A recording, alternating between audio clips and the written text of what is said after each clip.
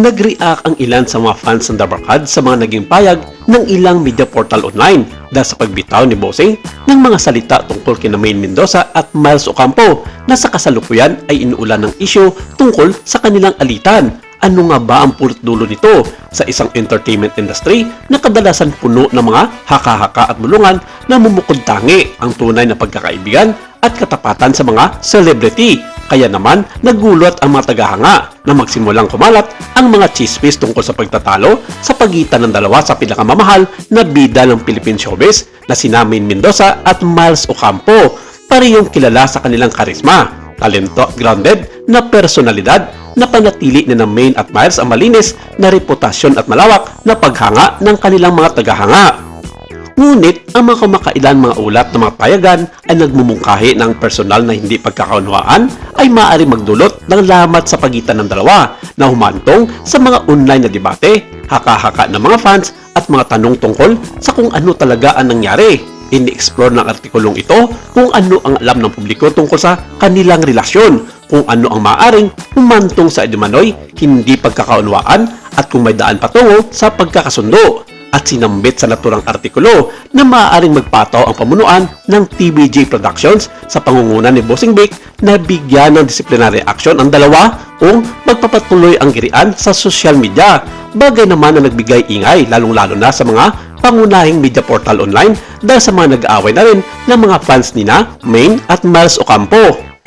Kung mapapatunayan, malaki ang posibilidad na masuspende ang dalawang Dabarkads co-host sa kanilang trabaho sa Eat Bulaga. At ayon pa sa nasabing artikulo, kinukonsidera ito ni Vic Soto na isang malaking iskandalo para sa kanilang Dabarkads family na papunta pa ito sa malaking kahihiyan pag nagkataon. Si Maine Mendoza at Miles Ocampo ay hindi palaging nakikita sa parehong mga circle of friends, ngunit nagbabahagi pa sila ng kanilang pagkakaibigan, proyekto at paghanga ng publiko sa isa't isa.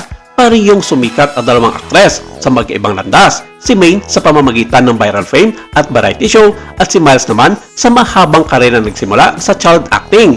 Sa kabila ng kanilang magkaibang simula, ang dalawang aktres ay naging bahagi ng isang bagong henerasyon ng mga kababaihan sa entertainment industry na hinangaan hindi lamang sa kagandahan at talento kundi sa pagiging tunay at maabilidad.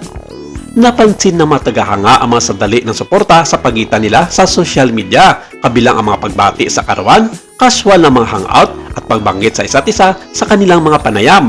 Walang kahit anong paywatig ng tensyon hanggang sa ngayon.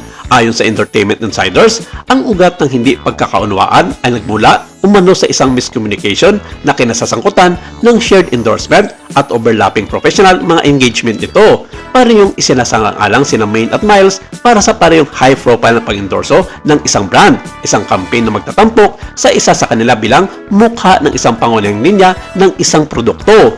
Lingid sa kalaman ng alinman artista, maaaring agresibong nakikipag-usap ang kanilang mga koponan na humantong sa mga pagpapalagay tungkol sa favoritism, mga exclusivity clause at competition.